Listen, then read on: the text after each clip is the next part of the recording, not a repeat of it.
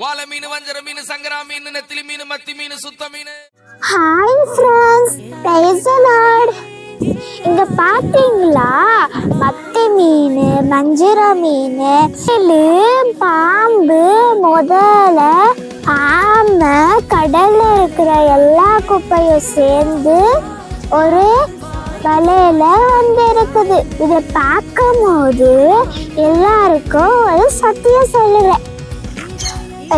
சொன்னாரு, பரலோக ராஜ்யம் கடலில போடப்பட்டு சகல விதமான மீன்களையும் சேர்த்து வாரி கொள்ளும் வலைக்கு ஒப்பாயிருக்கிறது. இது நிறைந்த போது கரையில இழுத்து உக்காந்து நல்ல வைகளை கூடலை சேர்த்து ஆகாத வைகளை எரிந்து போடுவார்கள். இப்படி உலகத்தின் முடிவு நடக்கும்.